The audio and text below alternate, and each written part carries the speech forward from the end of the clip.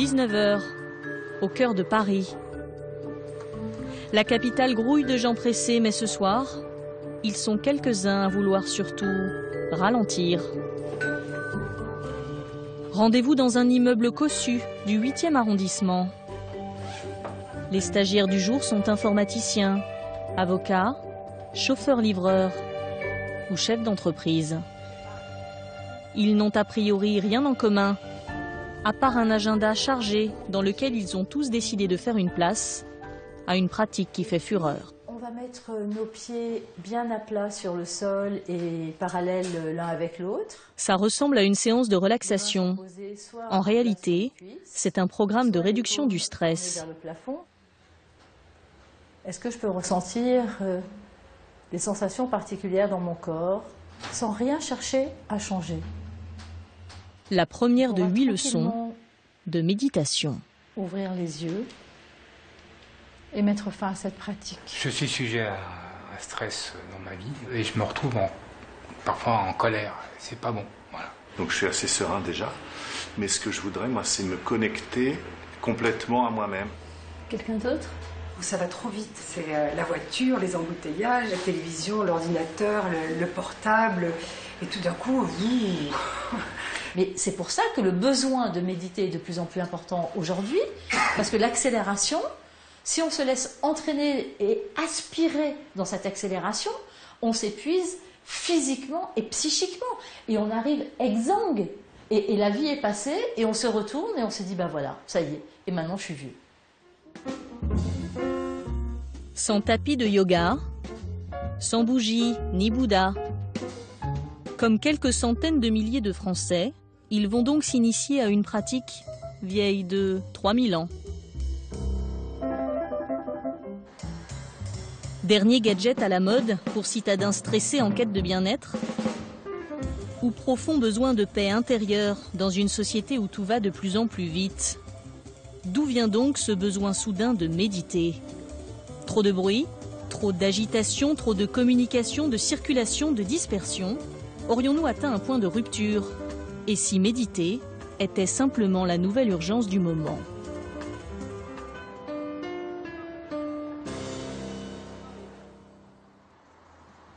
Le soleil n'est pas encore levé. Marcel Milleville a accepté de nous accueillir de bon matin. Car pour cet homme, méditer est l'un des tout premiers gestes de la journée. À l'étage, une petite pièce fait même office de salle de méditation. C'est ici que ça se passe? C'est ici que ça se passe. C'était longtemps une salle de sport avant que je fasse de la méditation. Depuis 3 ans, le rituel est bien rodé. Alors c'est très simple. Je suis sur une chaise qui est assez haute parce que comme je suis de grande taille, ça me met beaucoup plus à l'aise. Les yeux fermés, les 2 mains sur les genoux, la colonne droite. Et puis à partir de là, je vais prendre un petit peu contact avec les sensations du corps à l'instant où je suis. C'est une expérience invisible. À partir de là sur la respiration, c'est toujours la première chose qu'il faut faire. Pendant 45 minutes, Marcel regarde passer ses pensées.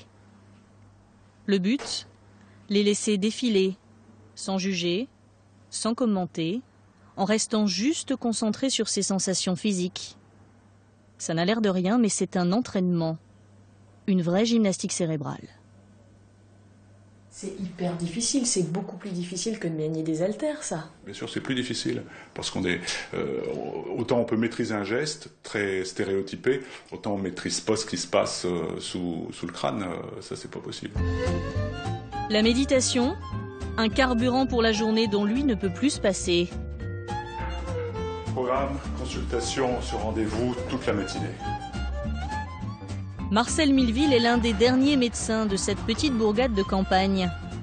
Alors ce n'est pas par hasard s'il s'est mis à méditer. Toute la journée, les rendez-vous s'enchaînent dans son cabinet. 40 patients par jour en moyenne. Et pas une minute pour souffler. Troubles du sommeil. Je vais forcer un tout petit peu le mouvement. Mal de dos. Petite tension et grande douleur. Depuis 20 ans, le quotidien de ses patients est aussi le sien. Mais le médecin a une astuce qui l'aide à faire face. Au moment où le malade remplit son chèque en fin de consultation, lui s'isole quelque part en lui-même. et cela passe totalement inaperçu. On est combien? On est 23. Quelques secondes hors du temps, comme un grand ménage intérieur avant le patient suivant.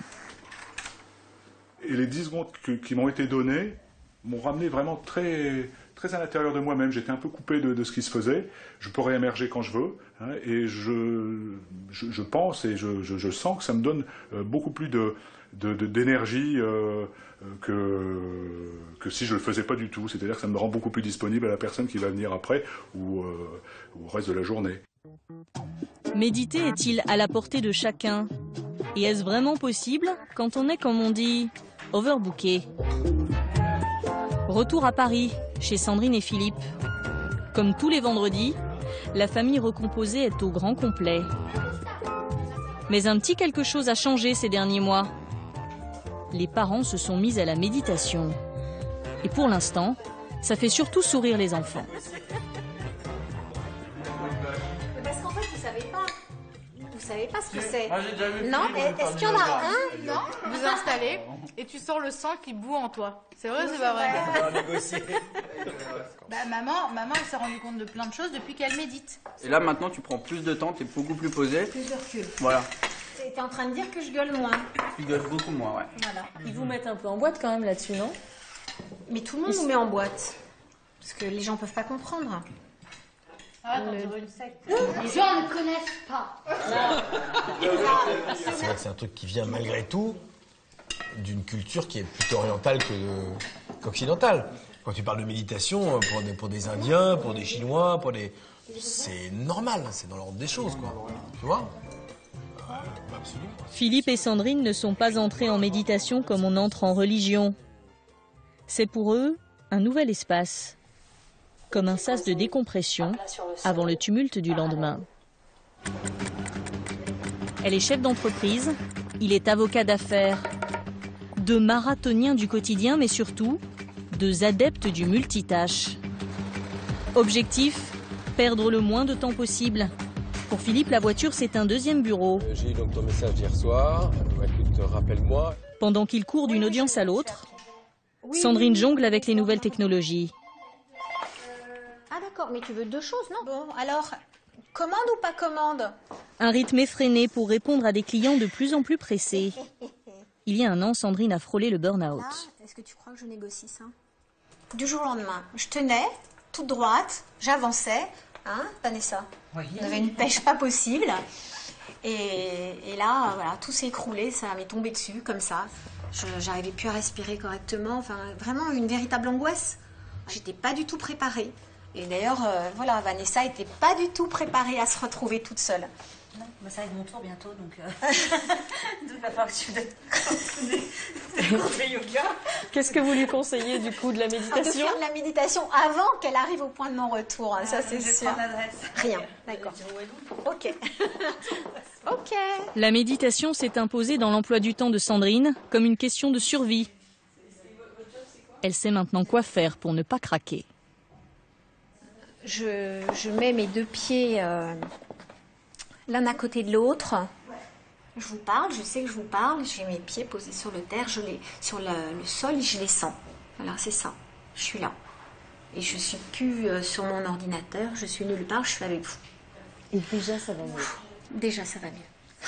Méditer, une pratique qui fait du bien. C'est vrai, hein, ça marche. Mais qui surtout ne coûte rien. Enfin, presque. Je leur dis, allez, soyons concrets. Qu'est-ce que vous préférez? Sur Internet, chacun y va de sa recette magique. Et ce n'est pas toujours gratuit. Pour certains, c'est même devenu un business. L'un des plus gros vendeurs de méditation en ligne, c'est lui, Claude Clairet. Un professionnel du marketing qui a, semble-t-il, trouvé le bon filon. Nous lui avons donné rendez-vous devant cette agence bancaire. C'est là qu'il travaille. Car dans la vraie vie, Claude Clairet est d'abord conseiller financier. C'est quoi votre formation?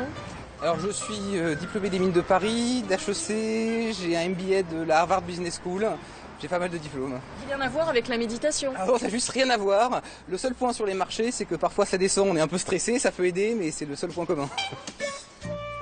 La méditation, c'est sa nouvelle activité. Et depuis qu'il s'est lancé, il a pris un pseudonyme. Claude Clairet s'appelle en réalité Laurent Chenot et il habite ce petit pavillon en banlieue parisienne. Qu'est-ce que c'est tout ça? Alors ça, c'est les cartons de méditation 3G qui viennent du fabricant. Alors comme on avait un petit problème de stock, on en a récupéré quelques-uns. Ces CD de méditation se vendent comme des petits pains, à tel point que désormais sa femme assure aussi la logistique. Sur Internet, elle était déjà la caution scientifique du produit. Une petite entreprise familiale, en somme, qui ne s'est jamais aussi bien portée. Ardente, Nice, Canada. Et leurs produits commencent à se vendre à l'étranger. C'est tous les jours comme ça? Non, c'est pas forcément tous les jours. Il y a des fois où on en a plus, des fois où on en a moins, mais je dirais que c'est une bonne moyenne. Une petite moyenne. Vous attendiez un succès pareil? Absolument pas. Alors là, certainement pas. Un micro, un ordinateur et un concept qui tient sur un CD, la méditation 3G, en référence au téléphone de 3e génération. C'est le principe de la technologie que j'utilise, c'est-à-dire qu'on va envoyer un signal que notre cerveau va être capable de reconnaître, et ce signal va être aux fréquences qui correspondent à l'état méditatif profond de quelqu'un qui a médité pendant des années. Donc on copie quelque part l'expérience du moine zen. Une bande-son, entrecoupée de micro-silences, qui permettrait de méditer plus profondément et surtout sans effort. Qu'est-ce qui nous prouve que ça marche? Parce que quand vous l'essayez, vous voyez l'effet sur vous. Maintenant, quand on écoute vraiment bien, on entend une petite vibration, et c'est une vibration en fait que va suivre le cerveau. Pas de preuve donc, mais un discours bien rodé. Ça charge. Et des petites vibrations en effet, à chaque nouvelle commande. On a eu 108 commandes. Juste aujourd'hui? Entre minuit et 16h40. À 47 € le CD de méditation, Claude Clairet se vante d'avoir atteint cette année 1 million de chiffre d'affaires. Une dérive commerciale pour les puristes et des promesses qui vont parfois encore plus loin. Méditer pour changer de vie. Bienvenue au Salon Zen, à Paris, le plus grand supermarché du développement personnel. Du bien-être qui s'étale sur 9000 m², 25 000 visiteurs en quête de sérénité. Et cette année, preuve de l'effet de mode, un espace spécialement dédié à la méditation. On est venu par curiosité pour voir ce qui était proposé. On a vu l'atelier, on a dit on va y aller. Pourquoi? Bon, je ne sais pas. Rester zen. Savoir jusqu'où on peut aller dans son intérieur. Parce qu'il y a tellement de choses, tout m'intéresse. Alors c'est là le problème, le choix. Méditer donc, mais comment? Et surtout avec qui? Et doucement expirer. Méditation du souffle, méditation du son ou des chakras. Faut-il se méfier de certaines propositions ou de certains pratiquants? Victime de son succès, la méditation serait-elle devenue un nouveau terrain de chasse pour des mouvements sectaires? Dans les allées du salon, une petite affichette met les visiteurs en garde contre ceux qui les encourageraient à rompre avec leur famille ou leur traitement médical. Et nous allons rapidement vérifier en caméra cachée que l'avertissement n'est pas superflu. Les maladies, on peut... Sur la maladie, ça agit aussi, bien sûr. En préventif ou en préventif, bien sûr. En curatif? C'est en curatif aussi. Nous abordons ici volontairement le cas d'une personne atteinte d'un cancer. Ça va l'aider, ça va la purifier, la nettoyer, ça fait la chimio aussi, ça va tout nettoyer. Il ne faut pas arrêter le traitement. C'est sûr, ce serait bien d'arrêter le traitement parce que c'est du feu. La chimio, ça abîme toutes les cellules à l'intérieur. Tu vois, il faut de l'eau pour éteindre le feu. De toute façon, ça va l'aider. La cuisine ayurvédique aussi. Mais ça va l'aider. Pour moi, je voyais comme quelque chose pour accompagner, pour aider à mieux gérer la douleur, etc. Mais je ne pensais pas que ça pouvait remplacer un traitement, la méditation. Il y a des gens qui guérissent de cancer grâce au yoga. Il y a les miracles qui existent tous les jours. Si la personne a vraiment envie de guérir, elle va guérir. C'est la puissance de la pensée. Des propos dangereux et trompeurs, dont l'association que représentait cette femme s'est désolidarisée quand nous l'avons contactée. Car évidemment, la méditation n'est pas un médicament, encore moins un remède miracle. Mais alors, quels sont ses effets réels sur la santé? Méditer est-il si différent des autres techniques anti-stress? Et y a-t-il des preuves scientifiques qui démontrent ses bienfaits? Des questions que plus personne ne se pose outre-Atlantique. Bienvenue à Pittsburgh, en Pennsylvanie. Aux États-Unis, la méditation, c'est presque une discipline nationale. Elle est entrée dans les mœurs et même dans les entreprises. Mark USA est l'une des plus grosses agences de publicité américaines. 35 milliards de chiffre d'affaires, un secteur très concurrentiel et 125 salariés qu'on dit beaucoup moins stressés qu'ailleurs. Ce jour-là, l'entreprise accueille Dorit Bauer, celle qui depuis 7 ans transforme régulièrement les salles de réunion en salles de méditation.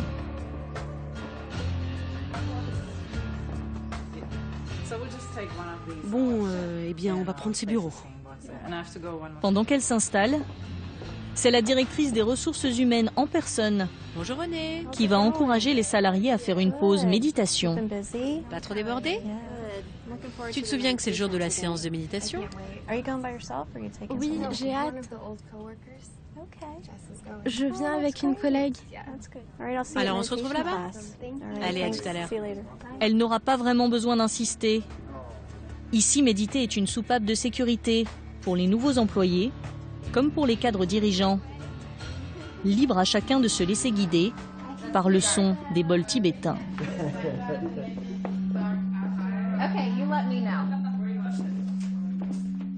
Alors, qui ici connaît déjà cette technique? Ah oui, je reconnais certains visages. Difficile d'imaginer ça dans une entreprise française. Respirez par le ventre. Pendant que vous respirez, votre système nerveux parasympathique s'active. Vous en prenez conscience, les tensions s'apaisent, le stress diminue. Ici, c'est un vrai choix. Mark USA consacre 30 000 $ par an au bien-être de ses employés. Doucement, vous rouvrez les yeux, vous vous reconnectez. Cette séance de méditation coûte 250 $. Et si l'entreprise fait cette dépense, ce n'est pas seulement pour le confort de ses troupes. C'est aussi parce que c'est rentable. C'est le meilleur investissement qu'on ait fait. Investir dans le bien-être, c'est donner des outils que chacun pourra utiliser pour gérer son stress, au travail et même chez soi. Nos employés, c'est notre ressource. Nous voulons qu'ils réussissent. Donc nous investissons en eux. Le retour sur investissement est difficile à mesurer. Mais Thomas Laurent, le directeur de la production imprimée, assure être lui-même plus performant après la séance. Ça clarifie l'esprit. En plus, quand vous êtes soumis à la pression et au stress, votre corps est tendu, vous êtes nerveux. Ça vous permet de rester plus calme, de mieux travailler avec les autres. Au lieu de se chamailler, chacun dans son coin, on travaille mieux ensemble, comme une équipe. Selon le Business Times, Mark USA est aujourd'hui en tête du classement des salariés en bonne santé. Et la méditation n'y serait pas étrangère. Il y aurait même une explication scientifique. Pour comprendre, direction Madison, à 1000 km de là. La ville héberge l'une des plus prestigieuses universités américaines. Nous y avons rendez-vous avec un expert de la méditation. Un moine bouddhiste, et pas n'importe lequel. Mathieu Ricard, le plus connu des méditants français, vient ici plusieurs fois par an et fait presque partie des murs.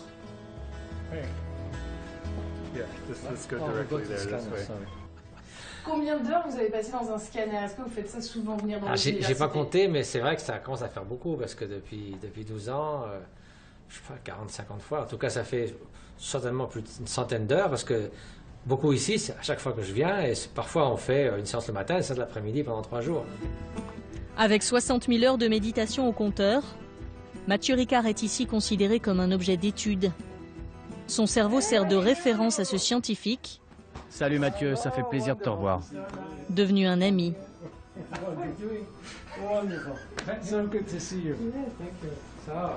Alors, nous voilà de retour à Madison. Le moine et le chercheur travaillent ensemble depuis 12 ans. Ils affirment que si les personnes qui méditent ressentent différemment certaines émotions, comme la peur, le stress ou encore la compassion, c'est parce que certaines zones du cerveau sont modifiées et fonctionnent autrement.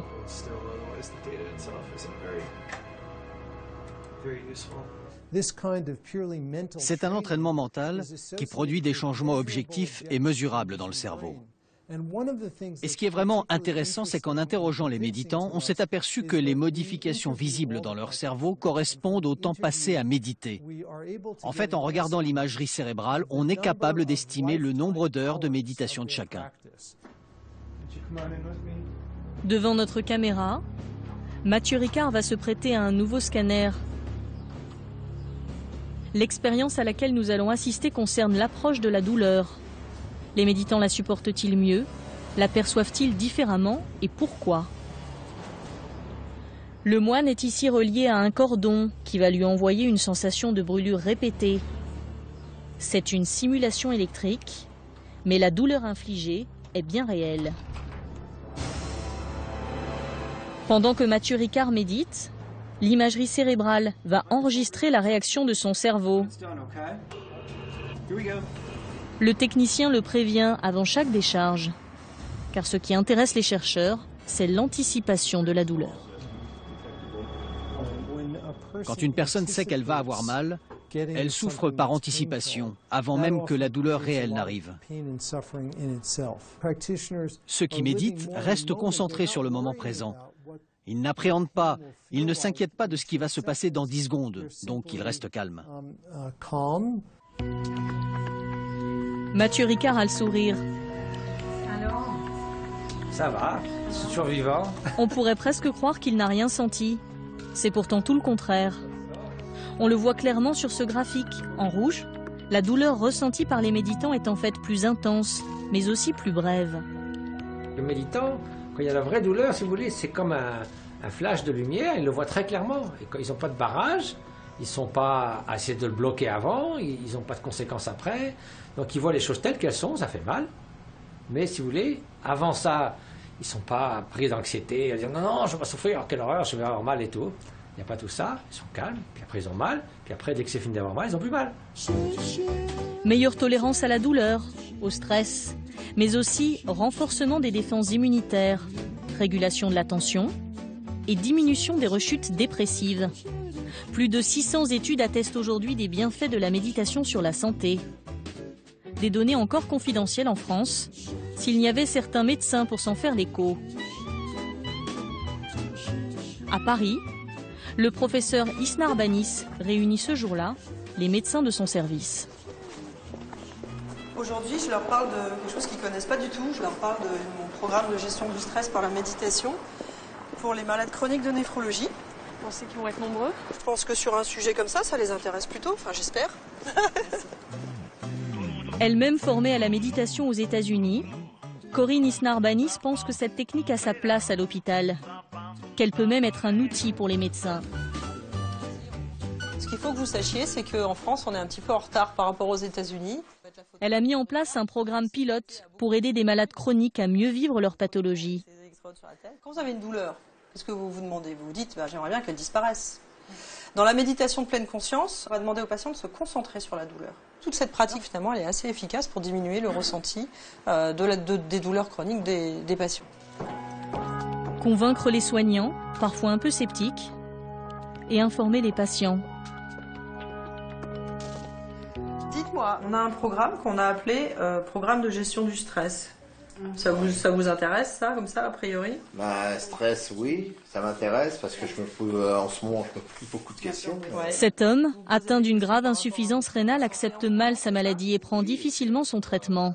Plus tard aussi. Génère du stress, un sentiment de stress. Le docteur est convaincu que la méditation peut l'aider. Un effet qui a déjà été, je vous dis, ça fait 30 ans que ça existe, donc on sait que ça permet de beaucoup mieux gérer les situations de stress, d'anxiété, parfois d'avoir plus de facilité à trouver le sommeil, parfois d'arriver à mieux vivre des douleurs. Donc en fait, c'est plein de choses qui peuvent aider des patients qui ont une situation un peu difficile par rapport à une maladie. La méditation, au service de la médecine conventionnelle, une prise en charge plus globale du patient, qui témoigne d'un besoin. Le monde s'est un peu ouvert. Les soignants savent que les patients vont chercher des réponses ailleurs, mais ce serait bien qu'on en parle plus.